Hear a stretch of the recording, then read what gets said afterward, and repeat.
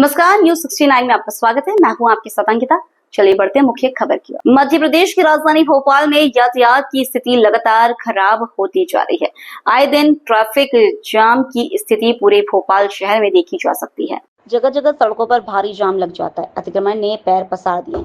भोपाल सांसद आलोक शर्मा ने police commissioner कार्यालय में यातायात समिति की बैठक ली।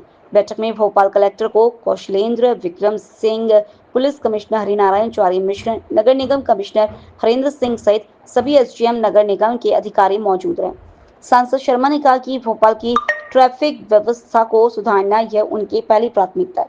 उन्होंने कहा कि 20 जून से पूरे शहर में अतिक्रमण को लेकर कार्रवाई की जाएगी। वहीं वर्षों से खड़े सड़कों पर कभी वाहनों को भी हटाया जाएगा। इसके लिए कलेक्टर को निर्देश जारी कर दिए गए। शर्मा बोले कि शहर में गलत तरीके से ई रिक्शा नहीं चलेंगे। ई रिक्शा की वजह से भोपाल में जाम की स्थिति होती है। ई रिक्शा के लिए अलग पॉलिसी बनाई जाएगी। ई रिक्शा कॉलोनी से मुख्य सड़क तक चलेंगे। देखिए, भोपाल लगातार बढ़ रहा है और भोपाल में काफी 4 व्हीलर मार्ग सड़कों के ऊपर एक स्थान से दूसरे स्थान की तरफ चलते हैं और कई बार देखने में आया है कि प्रमुख सड़कों के ऊपर ट्रैफिक जाम रहता है, जिसके कारण कई बार एयरपोर्ट जाने वाला यात्री जाम में फंस जाता है। कई बार रेलवे स्टेशन जाने वाला यात्री जाम में फंस जाता है। कई बार देखने में आया है कोई परिवार में हमारा आत्मीजन अगर बीमार पड़ता है तो उसकी एम्बुलेंस नहीं निकल पाती है। इसको लेकर चूंकि मेरे भोपाल का बेटा हूं, भोपाल की जनता ने मुझे सांसद के रूप में निर्वाचित किया है। भोपाल का ट्रैफिक कैसे व्यवस्थित हो, इस दिशा में भोपाल कलेक्टर से चर्चा हुई मेरी, भोपाल पुलिस कमिश्नर हरिनारायण चौरी मिश्रा जी से चर्चा हुई, सारे ट्रैफिक के पुलिस अधिकारियों के साथ चर्चा हुई और जिसमें नगर निगम के कमिश्नर भी आज बैठक में शामिल हुआ। ये लगा रही हमारी दूसरी तीसरी बैठक है और इसमें सबसे पहले आज की बैठक में निर्णय लिया है कि शहर भर में, पूरे भोपाल शहर में गलत तरीके से ई रिक्शे वो कहीं पे भी चौराहे के ऊपर खड़े हो जाते हैं और जाम की स्थिति होती है और ई रिक्शे की स्पीड भी कम होने के कारण कई बार बड़ी गाड़ियां निकल नहीं पाती हैं। इसके लिए ई रिक्शा पॉलिसी बनाने के लिए मैंने बैठक में कहा है कि पुलिस इसके लिए ई रिक्शा पॉलिसी बनाए और ई रिक्शा जो चले वो मुख्य मार्ग पे नहीं चले, ई रिक्शा वीआईपी मार्ग पे नहीं चले। ई रिक्शा चले तो कॉलोनी से जो लोग यात्री हैं कॉलोनी से मुख्य सड़क तक लाने का काम करे। इसकी पूरी पॉलिसी बनाने के ऊपर आज चर्चा हुई है और आज जो चर्चा हुई है कि जिला प्रशासन ने के साथ बैठकर ये चिंता भी व्यक्त की है कि भोपाल शहर के अंदर बाबा आदम के जमाने के कंडम वाहन खड़े हुए हैं। सड़कों के ऊपर कोई भी दिल्ली से गाड़ी खरीद लाता है, बंबई से गाड़ी खरीद लाता है और उसका टैक्स भी जमा नहीं करता, उसका आरटीओ के अंदर नामांतरण भी नहीं होता। पुरानी कई अगर गाड़ियां जब्त होंगी तो कई पुरानी चोरी की गाड़ी भी इसको मिलेगी। जब मैं शहर का महापौर था उस समय भी ये अभियान हमने चलाया था। आज बड़ी खुशी है कि जो बैठक हुई उसमें जिला प्रशासन ने निर्णय लिया है कि भोपाल शहर में 20 जून से लगातार कंडम वाहन को उठाने का एक अभियान चलाया जाएगा। ये 25 पुलिस एक्ट के अंदर पुरानी गाड़ी उठाने का प्रावधान है। पुलिस इस अभियान को पूरा करेगी।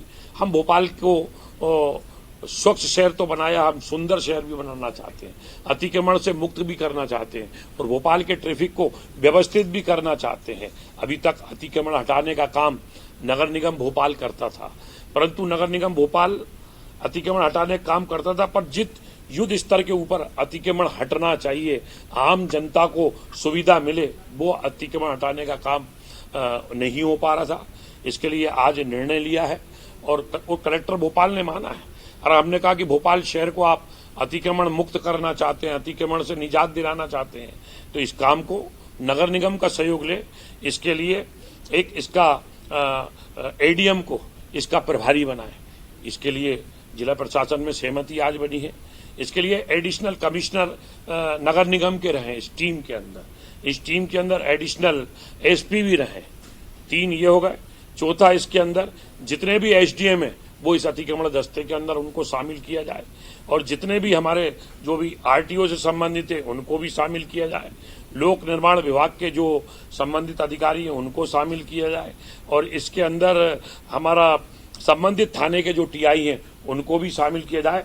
अब भोपाल में जो अतिक्रमण दस्ता का कार्यालय चलेगा, नगर निगम अपना काम करेगा, पर अब कलेक्टर कार्यालय से ही अतिक्रमण हटाने की मुहिम चालू होगी। कई बार देखने में ये आया है कि कलेक्टर अतिक्रमण हटवाना चाहते हैं, वो एसडीएम को बोलते हैं, एसडीएम पुलिस को पत्र लिख देता है, नगर निगम भी कई बार पुलिस को पत्र लिख देता है और पुलिस का कंट्रोल रूम से आ रहा ये बोलता है कि पुलिस फोर्स नहीं है। वो कई बार पुलिस फोर्स ना होने के कारण अतिक्रमण दस्ता वापिस आ जाता है और अतिक्रमण नहीं हट पाता है। अब इसको हम बहुत व्यवस्थित बना रहे हैं कि अब जो भी एडीएम बने तो उसका पूरा काम ही अतिक्रमण हटाने का होना चाहिए।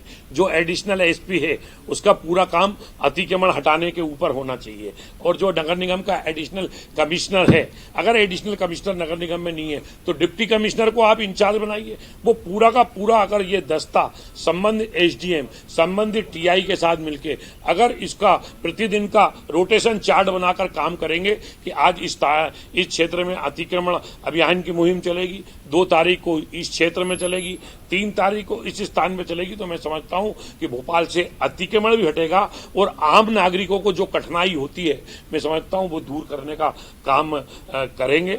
और आने वाले समय के अंदर प्रमुख चौराहों के ऊपर लगभग 42 चौराहे हैं जहां के लेफ्ट टर्न को लेकर ट्रैफिक जाम होता है, उसको भी आज हमने सूचीबद्ध कराया है। आने वाले समय में आज की मीटिंग में ये निर्देश दिए हैं कि कौन सा चौराया पीडब्ल्यूडी का है, कौन सा चौराया नगर निगम का है, कौन सा चौराया। फिलहाल इस बुलेटिन में इतना ही। आप बने रहिए News 69 के साथ। नमस्कार।